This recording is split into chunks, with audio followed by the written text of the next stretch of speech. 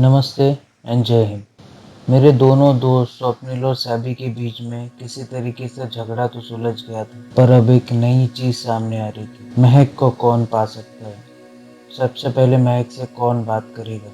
कई सवाल थे मन में। मेरे दोस्त एक लड़की के लिए लड़ रहे थे। मैं क्या करने वाला था, क्या सोचने वाला था, क्या समझने वाला था, कुछ भी नहीं समझ रहा था। क्योंकि एक तरफ थे मेरे दोस्त और एक तरफ थी मेरी 2D लैब। क्योंकि कुछ ही दिन में मुझे 2D लैब में शिफ्ट होना था, और अगर मैंने वो सारे 22 असाइनमेंट कंप्लीट नहीं किए तो शायद मुझे एकेडमी से हाथ धोना पड़े। और सिर्फ एकेडमी से ही हाथ नहीं, तो पियाली से भी हाथ धोने पड़ेंगे। दिमाग में कई सारी चीज़ें चल रही थी। उन सब चीज़ों के जवाब आपको दूंगा। आप बने रहिए, देखते रहिए। काश तुम मेरे होते। एक्सपोजिंग स्टार विद शांतनु होता।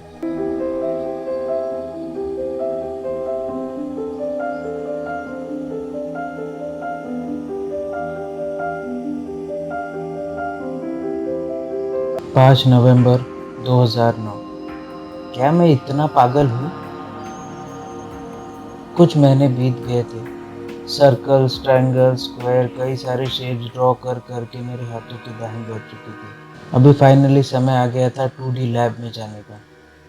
रोज की तरह तैयार होके एकेडमी पहुंचा। एकेडमी पहुंच के अटेंडेंस रजिस्टर साइन किया। रजिस्टर साइन करके कॉन्फ्रेंस रूम में चले गया जहाँ हमारे क्लासेस होते थे। वहाँ पहले से ही मौजूद थी डीआईडी। डीआईडी ने मुझे देख के ही स्माइल दिया और अपनी जगह पे जाने को, बैठने को बोल दिया। मैं जाके अपनी चेयर पे बैठा। मैंने अनिकेत को देखा, हाय किया।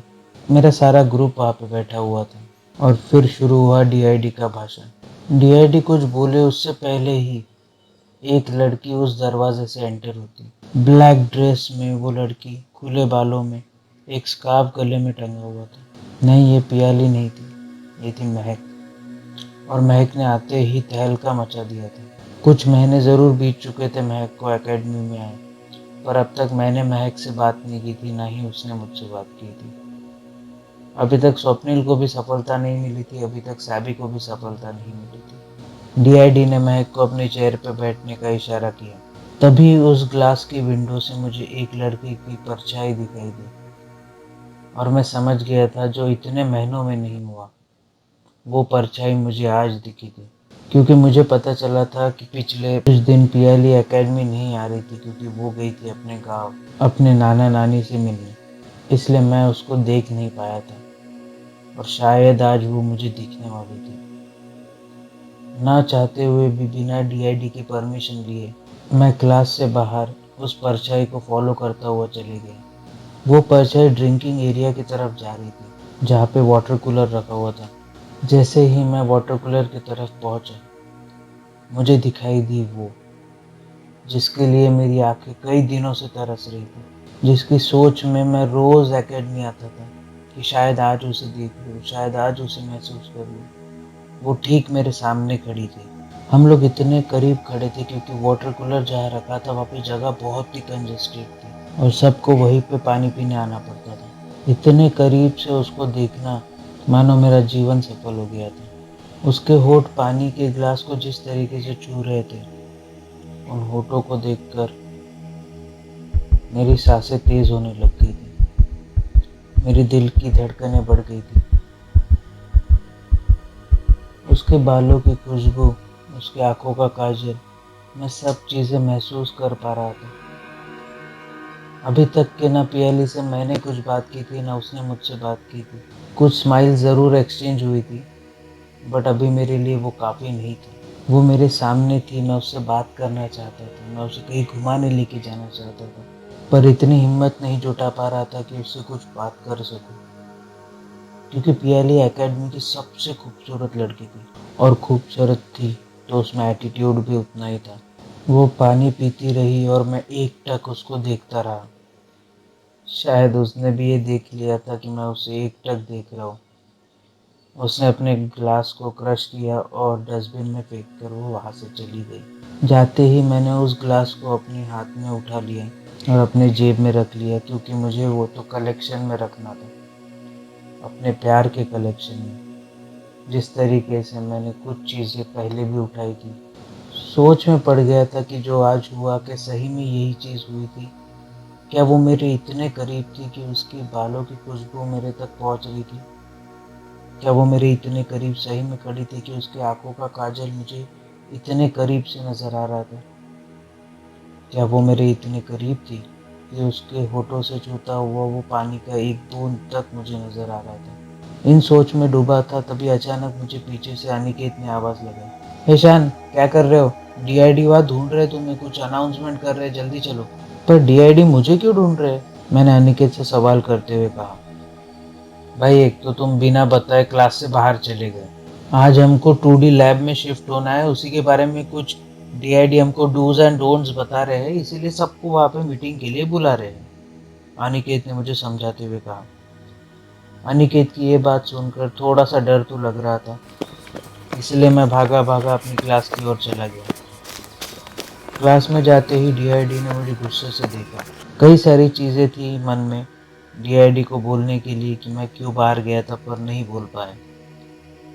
तभी डीआईडी ने कहा कि अभी सब लोग एक लाइन बनाकर मेरे पीछे 2D लैब में चलेंगे, वहीं पे सब चीज़ें आपको बताई जाएगी, आपको क्या करना है क्या नहीं करना है। डीआईडी आगे थे और उनके पीछे पूरे रेलवे के डिब्बे जैसे हम लोग।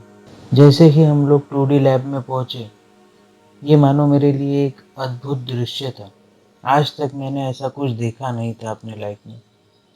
ये ज़रूर था, जब मैं एकेडमी ज्वाइन करने आया था तो मैंने दूर से ये लैब ज़रूर देखी थी, पर इसके अंदर आकर इसको महसूस करने का पहली बार अवसर मिल रहा था। हमारे 2D लैब में कई सारे लाइट बॉक्सेस रखे थे।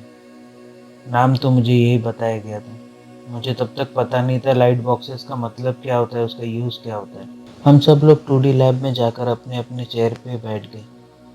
चेयर पे बैठने के बाद में बीच में डीआईडी खड़े हो गए। डीआईडी ने बताया कि ये है 2D लैब और यहाँ पे मैं आपको 22 असाइनमेंट्स दूंगा जो आपको इस लाइट बॉक्स पे कंप्लीट करनी होगी, और जो कोई भी ये 22 असाइनमेंट में से एक भी असाइनमेंट नहीं करेगा उसको मैं 3D में जाने की परमिशन नहीं दूंगा। डीआईडी ने अपनी स्पीच शुरू की। जैसे ही डीआईडी ने ये बोला, मेरी दिल की धड़कन मानो तेज हो गई थी, क्योंकि मैं नहीं चाहता था कि मैं 3D नहीं जाऊँ। क्योंकि हमारे यहाँ 3D 2 लैब हुआ करती थी और दोनों लैब के बीचों बीच एक दीवार थी जो कि कांच की बनी हुई थी। मतलब अगर आप उस कांच की दीवार का पर्दा हटा दो तो दूसरे लैब में क्या चल रहा है ये सब चीज़ें आपको दिख सकती थी। और अगले ही लैब में पियाली बैठती थी। तो मैं दिल से यही चाहता था कि मैं अगर 3D लैब में जाऊँ तो शायद मैं जितना टाइम एकेडमी में उसको देख सकूँ वो टाइम मेरे लिए कम ही होगा। इसलिए ये बहुत ज़रूरी था कि मैं 3D लैब में जाऊँ, और उसके लिए ये ज़रूरी था कि मैं सारे असाइनमेंट्स कंप्लीट करूँ। मेरे दिमाग में बहुत सी चीज़ें चल रही थी।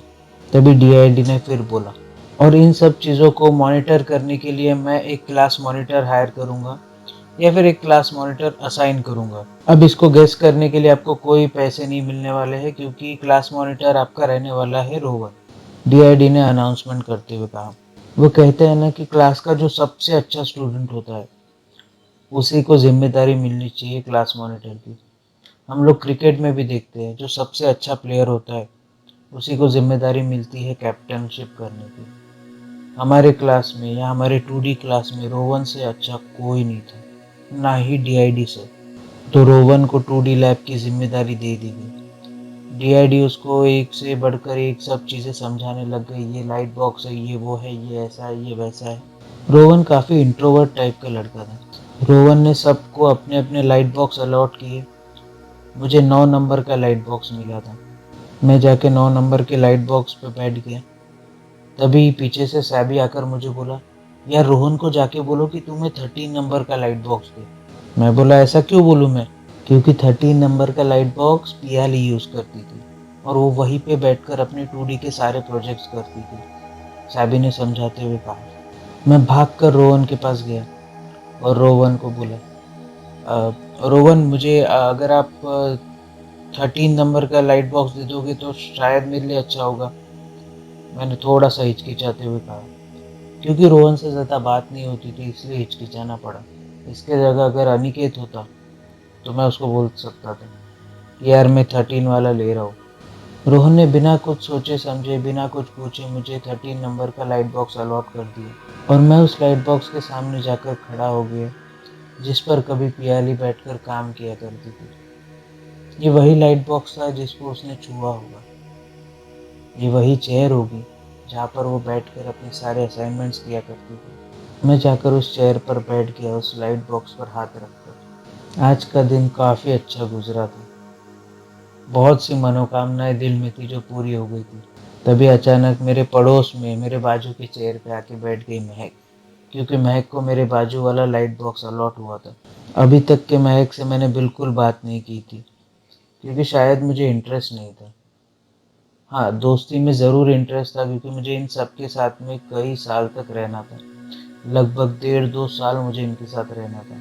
पर जब तक सामने से कोई आके बात नहीं करता था, मेरी हिम्मत नहीं होती थी बात करने की। लाइट बॉक्स पर बैठने के बाद में हमको चार्ट दिया गया। उस चार्ट में 22 असाइनमेंट्स के नाम थे।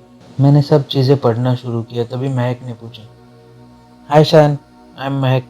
महक ने हाथ बढ़ाते हुए मुझसे कहा, हाँ मैं आपको जानता हूँ, क्योंकि आप बहुत दिन पहले हमारे क्लास में एंटर हुए, तो नाम पता है। मैंने महक को जवाब देते हुए कहा, हाँ वो तो आपको पता है, पर आपकी और मेरी बात नहीं हुई है ना। और जो कि अभी हम आजू बाजू में बैठने वाले हैं, तो शायद बात करना चाहिए, इसलिए मैं बात कर रही हूँ। महक ने अपने आप को जस्टिफाई करते हुए कहा। मैं दूर से देख रहा था, सैबी को शायद जलन हो रही थी। पता नहीं था मुझे कि सैबी इतना मेरे से भी जलन महसूस करेगा, क्योंकि वो मेरे बारे में सब जानता था कि मैं यहाँ पे आया हूँ सिर्फ पियाली के लिए। उसके अलावा मेरे दिल में किसी के लिए कोई जगह का कोई महत्व नहीं था। फिर भी अगर वो मेरे से जल रहा है, तो शायद उसको अपनी दोस्ती पे भरोसा नहीं है। महक ने फिर इंटरप्ट करते हुए कहा कि तुम पहले कौन सी असाइनमेंट करने वाले हो? पता नहीं, शायद मैं पेंडुलम शुरू करूंगा, मैंने जवाब देते हुए कहा। ओके, तो मैं भी वही करती हूँ, महक ने कहा। मैंने थम्स अप करके महक को गुड का इशारा कर दिया था। कुछ दिन अच्छे खासे 2D लैब में बीत चुके थे। मेरे 6 असाइनमेंट्स अप्रूव हो चुके थे और 6 असाइनमेंट्स कंप्लीट भी हो चुके थे। पर अब भी बहुत सा लंबा रास्ता बाकी था जो पूरा करना था। मेरे पड़ोस में बैठने वाली महक मेरी बहुत अच्छी दोस्त बन गई थी, और इस बात की जलन सैबी को बहुत ज़्यादा थी। सैबी को लग रहा था कि मैं उसके पीठ में खंजर घोंप रहा हूँ, पर ऐसा कुछ नहीं था। मैं महक को बहुत अच्छा दोस्त मानता था। आज महक मुझे डिनर पे लेके जाने वाली थी। उसने एक बहुत बड़ा डिनर प्लान किया था मेरे लिए। पता नहीं क्या सरप्राइज देने वाली थी। मैंने पूछने की कोशिश ज़रूर की थी, बट उसने बताया कि जब हम डिनर के लिए जाएंगे तभी आपको बताऊंगी कि क्या सरप्राइज है। हम डिनर के लिए पहुंच तो गए थे, पर वहाँ का माहौल देखकर लग रहा था कि बहुत कुछ बड़ा होने वाला है। क्या होने वाला था मेरे साथ? महक क्या करने वाली थी? क्योंकि कुछ ही देर में हम लोग काफ़ी करीब आ गए थे, बहुत अच्छे दोस्त बन गए थे। पहले अजनबी थे, अजनबी से दोस्त बने, दोस्त से बहुत अच्छे दोस्त बने। अभी क्या? आगे क्या होने वाला था हमारे साथ? इन सब सवालों के जवाब दूंगा। अब बने रहिए, देखते रहिए। काश तुम मेरे होते। और आप क्या कर सकते हैं? अपने हाथों की सफाई का ज़रूर से ध्यान रखिए। बार बार अपने हाथों से अपने चेहरे को मत छूइए। इसके अलावा सोशल डिस्टेंसिंग का ध्यान ज़रूर रखिए, मतलब अपने में और अगले में कम से कम 10 से 12 फीट का अंतर रखिए। इसके अलावा भारत में बनी कोरोना वैक्सीन कई प्रक्रियाओं से गुजरने के बाद आप तक पहुंच रही है, तो जब भी आपकी बारी आए कोरोना वैक्सीन ज़रूर लगवाइए। इसके अलावा जब भी आप घर से बाहर निकले, अपने चेहरे को फेस मास्क से कवर करना ना भूलिए। इससे आप खुद की भी रक्षा कर पाएंगे और औरों की भी रक्षा कर पाएंगे। इसके अलावा अगर लाइफ में कभी आपको लो फील हो, कोविड की वजह से आपकी जॉब चली गई हो, आप पे इकोनॉमिक क्राइसिस आ गया हो, या कोई भी आपको प्रॉब्लम हो, तो इसके बारे में अपने घर वालों से बात कीजिए, जानने पहचानने वालों से बात कीजिए। डिप्रेशन में मत जाइए, डिप्रेशन को मार के इंडिया से भगाइए। और अगर मेरे पास में और भी कोई टॉपिक आता है, तो उसके ऊपर मैं एक वीडियो बना दूंगा। और आगे के सवालों के जवाब जानने के लिए आप बने रहिए, देखते रहिए। काश तुम मेरे होते। एक्सपोजिंग स्टैब विद शांतनु पे। जय हिंद।